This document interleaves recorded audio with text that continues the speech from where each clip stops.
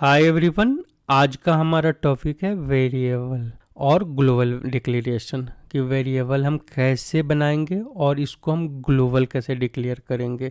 सबसे पहले वेरिएबल होता क्या है, तो सबसे पहले मैंने एक इससे पहले वीडियो डाला था जिसमें बताया था कि एक डेटा ऑब्जेक्ट होता है जो हमारा डेटा स्टोर करता है। अब किस टाइप का डेटा स्टोर करता है, वो आपने किस टाइप के डेटा टाइप का रेफरेंस देकर उस वेरिएबल को बनाया है उस पे डिपेंड करता है। तो हमारा यहाँ पे वेरिएबल जो है वो डेटा को स्टोर करने के लिए होता है। अब यहाँ पे सेकेंड हमारा जो है ग्लोबल डिक्लेरेशन। सपोज आपने वेरिएबल को एक फंक्शन मॉड्यूल या एक मेथड या एक सब रूटीन के अंदर आपने डिफाइन किया है, उसको हम लोकल वेरिएबल बोलते हैं।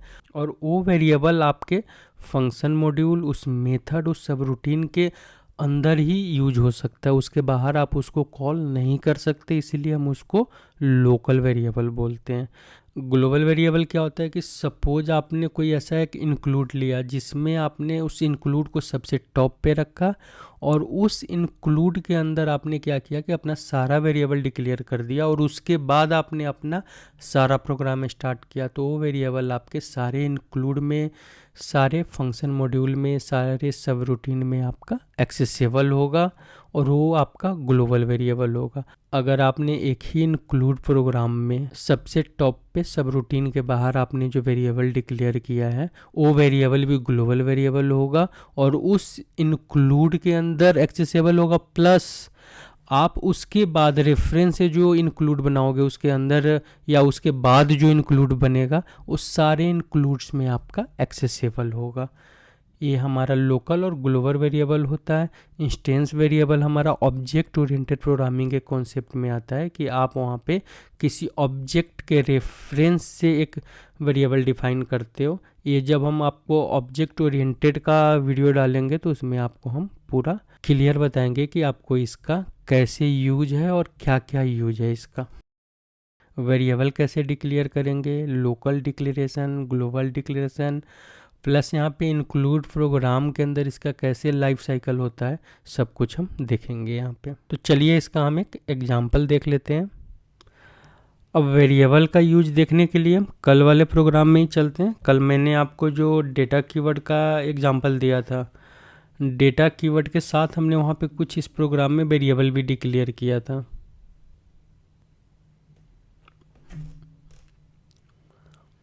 हमने यहाँ पे कुछ वेरिएबल भी डिक्लेयर किया था, LV name, LV age, LV mobile का वेरिएबल डिक्लेयर किया था। एक हमने यहाँ पे कल वेरिएबल के साथ कल हमने एक टाइप भी डिक्लेयर किया था जो कॉन्टैक्ट था, जिसको हमने एक स्ट्रक्चर और एक इंटरनल टेबल के साथ डिक्लेयर किया था। यहाँ पे एक हमने स्ट्रक्चर बनाया, एक हमने इंटरनल टेबल बनाया और यहाँ पे हमने 3 वेरिएबल डिक्लेयर किया। अब यहाँ पे हमने एलवी नेम वेरिएबल डिक्लेयर किया। एलवी नेम का आप यूज कैसे करोगे, तो इसका हम यूज देख लेते हैं। सबसे पहले यहाँ पे हम क्या करते हैं, एलवी नेम के अंदर कुछ भी वैल्यू स्टोर करते हैं।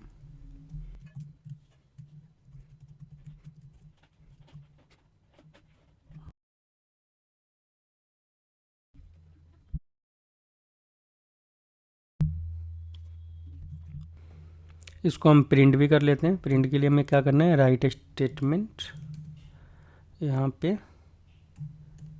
एलवी ए नेम,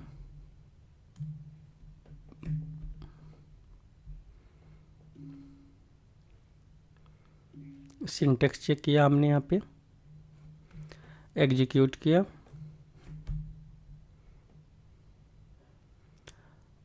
यहाँ पे हमने एक्टिवेट किया। एक्टिवेट करने के बाद इसको हम एग्जीक्यूट करेंगे। यहाँ पे इसने आउटपुट में जो हमने टेक्निकल अड्डा डाला था, यहाँ पे टेक्निकल अड्डा प्रिंट कर दिया। अब यहाँ पे हमने क्या किया, एक वेरिएबल डिक्लेयर किया एलवी नेम का और एलवी नेम के अंदर और एलवी नेम वेरिएबल को हमने कैरेक्टर टाइप का रखा और 40 कैरेक्टर का इसका लेंथ रखा हमने। अब सपोज यहाँ पे एक कॉन्सेप्ट आता है कि डायनेमिक वेरिएबल का, जिसको यहाँ पे एसएपी के अंदर हम इनलाइन वेरिएबल बोलते हैं। इनलाइन वेरिएबल क्या होता है कि सपोज आप डेटा कीवर्ड लेते हो, आपने यहाँ पे क्या किया, LV नेम 1 डाला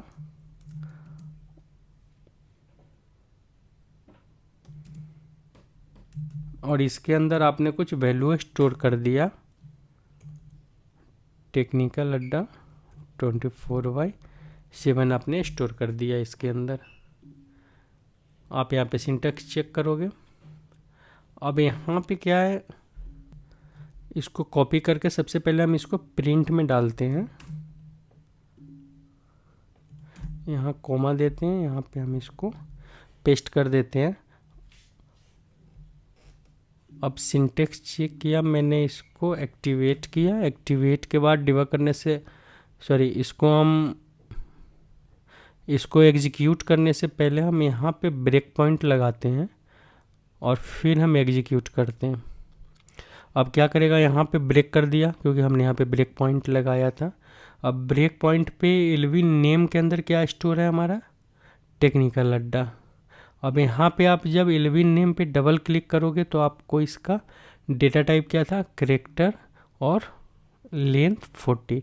तो यहाँ पे इसने क्या किया, आपके सिस्टम के मेमोरी में 40 कैरेक्टर का स्पेस इसने कंज्यूम करके रख लिया। ऐसा क्यों हुआ, क्योंकि आपने इस वेरिएबल का लेंथ 40 कैरेक्टर का रखा है। तो इसमें अगर आपने 10 कैरेक्टर का ही वैल्यू डाला है, बट जो आपका जो प्रोग्राम का एग्जीक्यूशन है और उसके मेमोरी में जब रजिस्टर्ड होगा ये वेरिएबल, तो आपका ये 40 कैरेक्टर का स्पेस वहाँ पे कंज्यूम करके, मतलब वहाँ पे अपना स्पेस रखेगा जो 40 कैरेक्टर का स्पेस रखेगा। सेम यहाँ पे अगर आपने इनलाइन जो वेरिएबल डिक्लेयर किया, इनलाइन में आपने क्या किया, जितना बड़ा आपने टेक्स्ट डाला ये उतना ही आपका, सपोज आपने 6 कैरेक्टर का इसमें टेक्स्ट डाला तो ये कैरेक्टर टाइप का वेरिएबल यहाँ पे डिक्लेयर हुआ, बट इसने 6 कैरेक्टर का स्पेस लिया आपका, मतलब इसका लेंथ जो है आपका 6 कैरेक्टर का है। यहाँ पे आपको F5 करना है, या आप इस वाले बटन का भी यूज कर सकते हो सिंगल स्टेप के लिए। तो इसके अंदर आपको ये वैल्यू स्टोर हो जाएगा। तो इसका 6 कैरेक्टर का लेंथ है। यहाँ पे आपने सिस्टम के अंदर जो मेमोरी के अंदर जो आपने स्पेस लिया वो 40 कैरेक्टर का लिया, भले ही वैल्यू आपका 10 कैरेक्टर हो, 15 कैरेक्टर का आपने उसमें डेटा स्टोर किया है। यहाँ पे जो इनलाइन वेरिएबल है, इनलाइन वेरिएबल का बेनिफिट यही है कि अगर आप वन टाइम यूज करना चाहते हो तो वन टाइम के लिए आप इनलाइन ही यूज करो, कि जितना बड़ा आपका डेटा होगा वो आपके सिस्टम के मेमोरी में उतना ही स्पेस लेगा। तो यहाँ पे इसने 6 कैरेक्टर का स्पेस लिया। अब इसको हम एग्जीक्यूट कर देते हैं। आप F8 प्रेस कर सकते हो, यहाँ पे जाकर इस टूल बार में जो बटन है इसको आप क्लिक करोगे, आपका प्रोग्राम एग्जीक्यूट हो जाएगा। अब यहाँ से हम इसको बैक कर लेते हैं।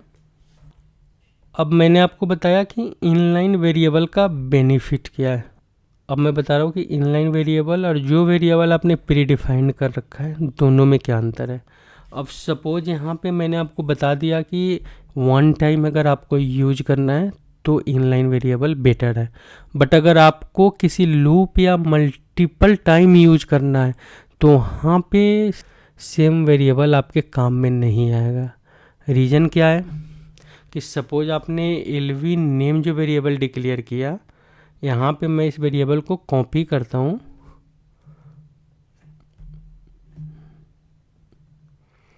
और यहाँ पे क्या करता हूँ कि मैं इस राइट के नीचे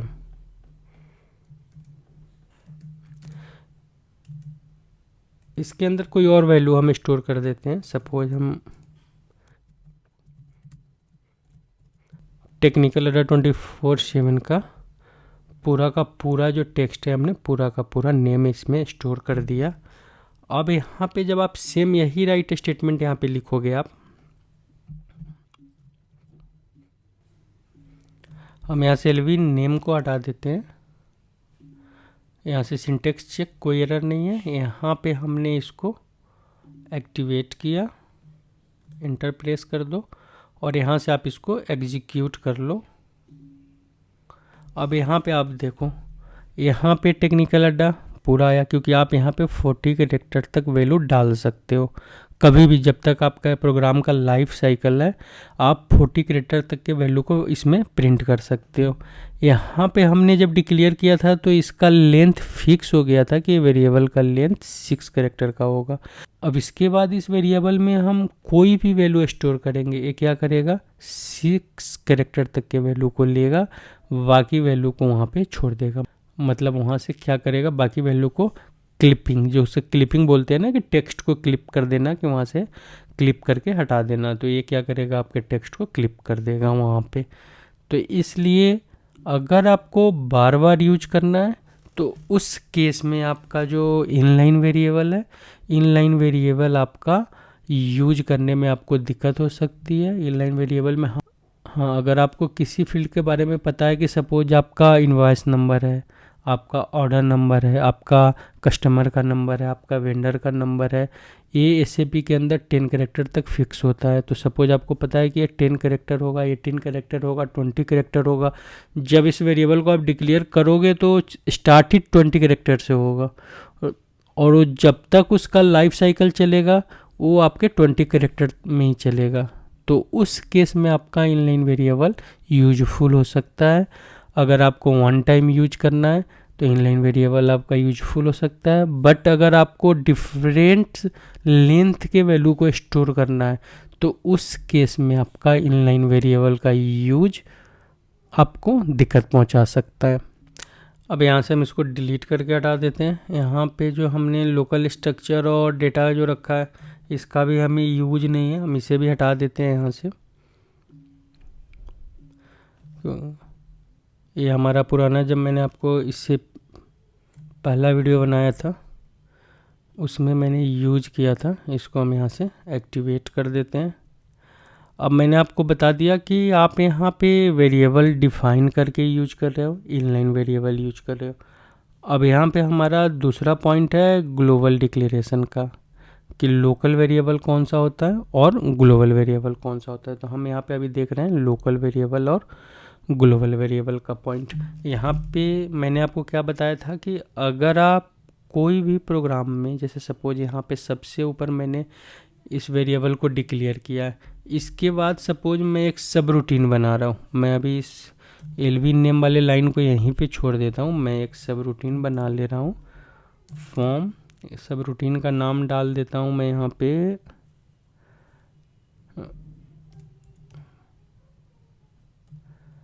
कुछ मीनिंगफुल नाम रखते हैं,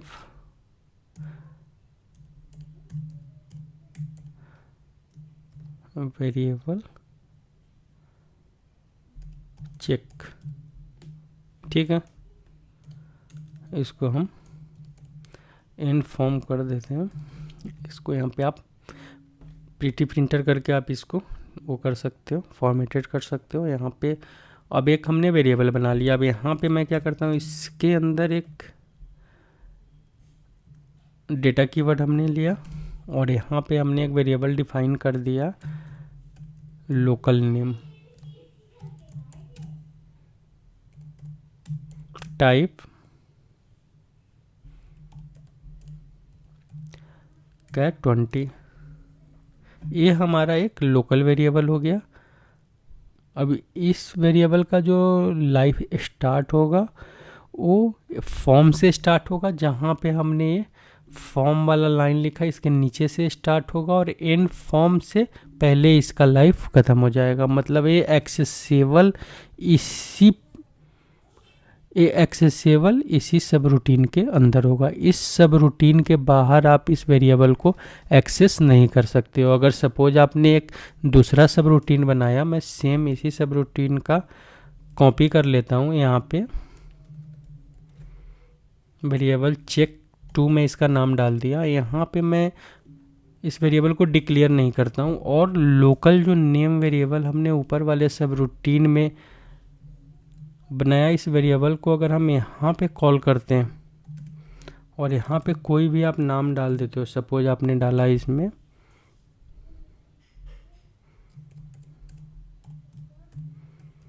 टेक्निकल,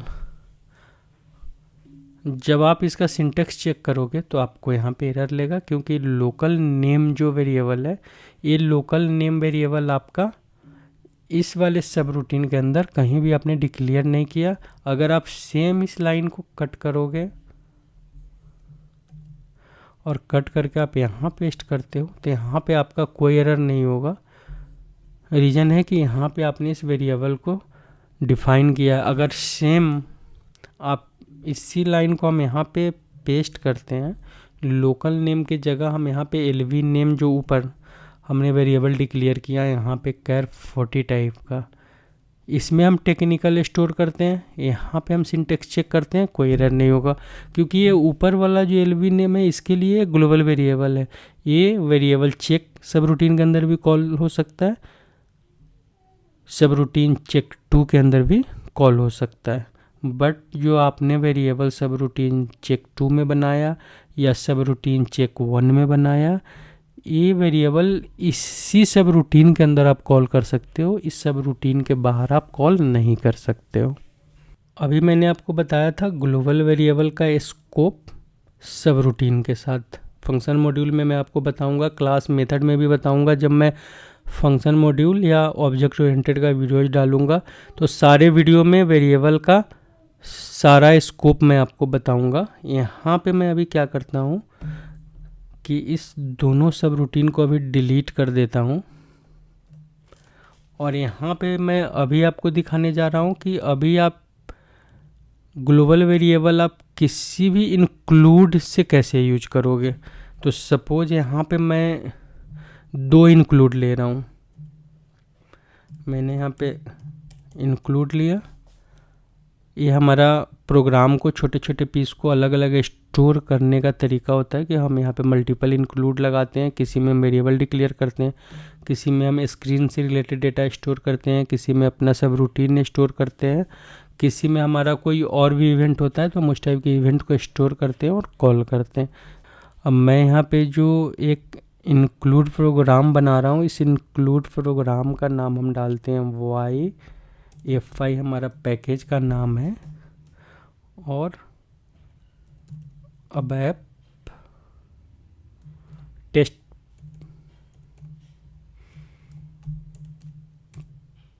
प्रोग्राम का इसको हमने टॉप बनाया। टॉप का मतलब है हमारा टॉप का इंक्लूड है। अब यहाँ पे हम इस लाइन को कॉपी कर लेते हैं,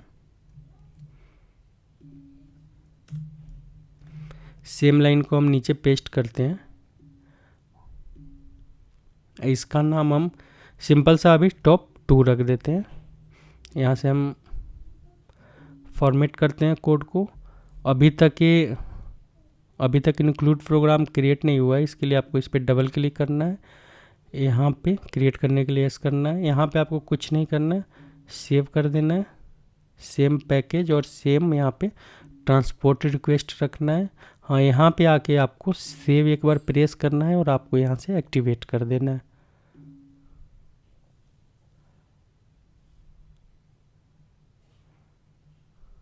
अच्छा, यहाँ पे एक आपको प्रॉब्लम आएगा, मैं अभी बताऊँगा आपको क्या दिक्कत आएगी इसमें। मैं अभी इसको कैंसिल करता हूँ।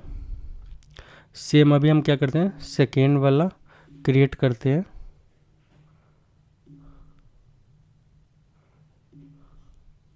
सेम ट्रांसपोर्ट रिक्वेस्ट रखना है आपको, यहाँ पे आपको सेव करना है, अभी आपको एक्टिवेट नहीं करना। अब यहाँ पे हमने दोनों इंक्लूड प्रोग्राम बना लिया। अब हम क्या करेंगे एक्टिवेट करने के लिए, यहाँ पे जो मैंने ऑब्जेक्ट लिस्ट का आपको ऑप्शन बताया था, यहाँ पे आप ऑब्जेक्ट लिस्ट वाले ऑप्शन पे क्लिक करके यहाँ पे आपको प्रोग्राम नेम दिखेगा, प्लस इसके नीचे आपको दोनों इंक्लूड के अंदर इंक्लूड दिख जाएगा। आपको क्या करना है, इस प्रोग्राम पे जाना है, इसके ऊपर आपको राइट क्लिक करना है, यहाँ से सिंपल आपको एक्टिवेट कर देना है। यहाँ पे आपको सारा ऑब्जेक्ट आएगा, प्रोग्राम भी आएगा, प्लस आपका जो 2 इंक्लूड है वो दोनों इंक्लूड प्रोग्राम भी आपको दिखेगा। आपको यहाँ से एक्टिवेट करना है, एक साथ आपका प्रोग्राम प्लस आपका दोनों इंक्लूड एक्टिवेटेड हो जाएगा।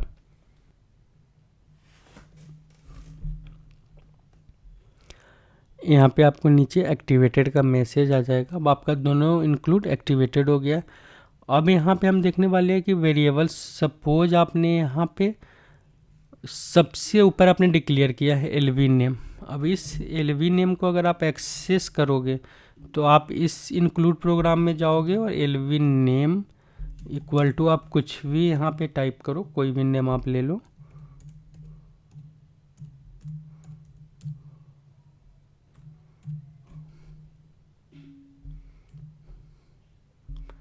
आपने इसमें वैल्यू स्टोर किया, आपको यहाँ से आना है, यहाँ से आके इसको एक्टिवेट करना है, प्रोग्राम आपका एक्टिवेटेड हो जाएगा। अब इस टॉप के अंदर आप आओ, अब यहाँ पे आओगे, यहाँ पे आकर आप सिंटेक्स चेक करोगे तो आपका यहाँ पे कोई एरर नहीं है। सेम अगर यहाँ पे हम इसी वेरिएबल को सेकेंड वाले टॉप में कॉल कर रहे हैं, यहाँ पे हमने डाला, यहाँ पे हमने इसको कॉपी किया, कॉपी करने के बाद हमने इसको सेव किया, हम मेन प्रोग्राम में गए, मेन प्रोग्राम में जाकर हमने यहाँ पे सिंटेक्स चेक किया, कोई एरर नहीं है, क्योंकि ये वेरिएबल हमने क्या किया है, सबसे टॉप पे डिक्लेयर किया है। तो हमने इस वेरिएबल को हमने सबसे टॉप पे डिक्लेयर किया है, तो नीचे जितना भी इंक्लूड होगा उस सारे इंक्लूड में हम इस वेरिएबल को कॉल कर सकते हैं। अब सिंपल सा अगर हम इस वेरिएबल को इस टॉप के अंदर अगर हम डिक्लेयर करते हैं, हम यहाँ पे एक वेरिएबल डिक्लेयर कर रहे हैं, डेटा एलवी वेयर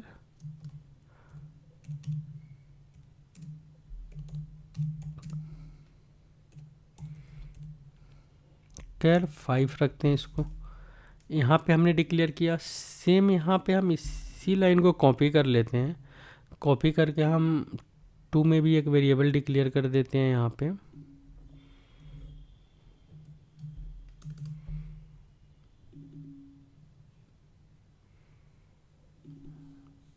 हमने एक टॉप 1 यहाँ डिक्लेयर किया, तो हम यहाँ पे टॉप 2 कर देते हैं, इसका नाम टॉप 2 डिक्लेयर हो गया। अब यहाँ पे हमारे पास एक सबसे टॉप पे वेरिएबल डिक्लेयर है एलवी नेम, जो वेरिएबल यहाँ हम इस प्रोग्राम के अंदर भी एक्सेसिबल है, प्लस इस वाले टॉप के अंदर भी एक्सेसिबल है, प्लस टॉप 2 के अंदर भी आपका एक्सेसिबल है। यहाँ पे आपने 2 और न्यू वेरिएबल डिक्लेयर किया, जो आपने एक टॉप में किया टॉप 1 के नाम से, और आप एक टॉप 2 में किया आपने टॉप 2 के नाम से। अब अगर आप यहाँ पे टॉप 1 वेरिएबल को आप यहाँ पे कॉल करते हो, सपोज आपने टॉप 1 में कौन सा वेरिएबल डिक्लेयर किया था, यही नेम था, यहाँ पे 1 था, और आप यहाँ पे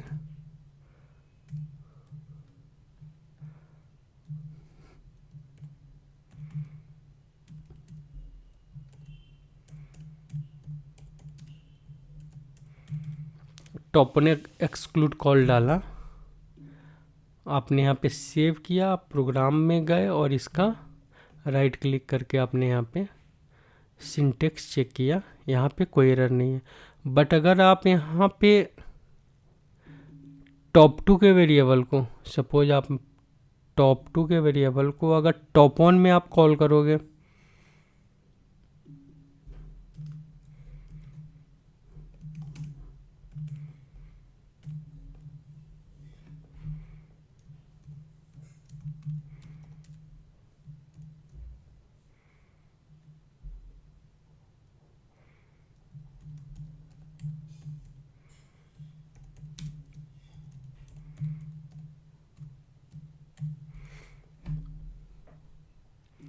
आप सेव करोगे, जब आप सिंटेक्स चेक करने जाओगे यहाँ पे आप, तो आपको एरर लेगा। एरर क्यों ले रहा है कि यहाँ पे मैंने आपको क्या बताया था कि जहाँ से आपका प्रोग्राम का एंट्री पॉइंट है, यहाँ पे आपने रिपोर्ट डिक्लेयर किया, यहाँ से एंट्री पॉइंट आपका शुरू हुआ। अब इसके नीचे, क्योंकि यहाँ पे ACP या वेब में क्या होता है कि यहाँ पे कंपाइलर नहीं होता है, यहाँ पे इंटरप्रेटर होता है। इंटरप्रेटर का मेन लॉजिक क्या है, ऐसे वेरिएबल का हर प्रोग्राम में, कंपाइलर वाले प्रोग्राम में यही लॉजिक है कि वो किस सब रूटीन और किस फंक्शन के अंदर में एक्सेसिबल होगा, और ग्लोबल और लोकल का सेम कॉन्सेप्ट होता है। बट यहाँ पे इंटरप्रेटर पे क्या होता है कि ये आपके प्रोग्राम को स्टेप बाय स्टेप आपको इंटरप्रेट करता है, उसको कंपाइल कराता है, सिंटेक्स चेक कराता है। तो यहाँ पे जब वेरिएबल, जब प्रोग्राम यहाँ से स्टार्ट हो रहा है तो यहाँ पे एलवी नेम आपका 10 लाइन जो है रजिस्टर्ड हो जा रहा है। तो यहाँ इसके नीचे जो दोनों इंक्लूड है, दोनों में एक्सेसिबल है क्योंकि ये पहले ही रजिस्टर्ड हो गया है।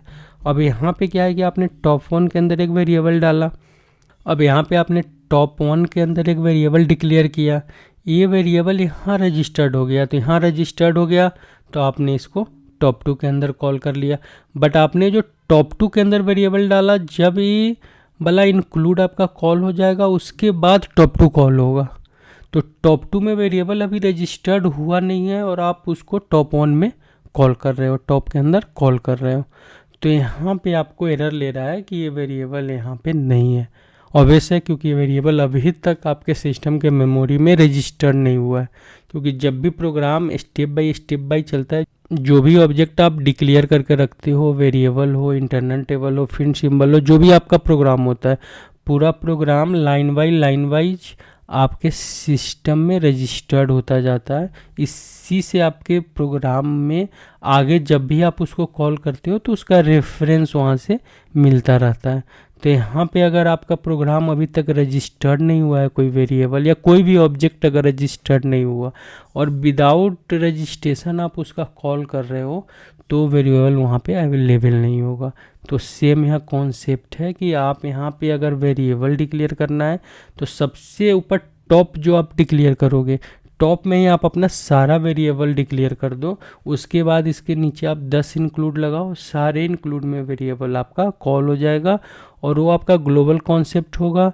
अगर बाकी इंक्लूड के अंदर आपका कितना भी सब रूटीन है, किसी भी टाइप का आप प्रोग्राम यूज कर रहे हो, हर प्रोग्राम में आपका यूज होगा। अब इसमें इंक्लूड प्रोग्राम के अंदर वेरिएबल कहाँ पे एक्सेसिबल है, कहाँ पे एक्सेसिबल नहीं है, ये इस चीज़ का एग्जाम्पल था।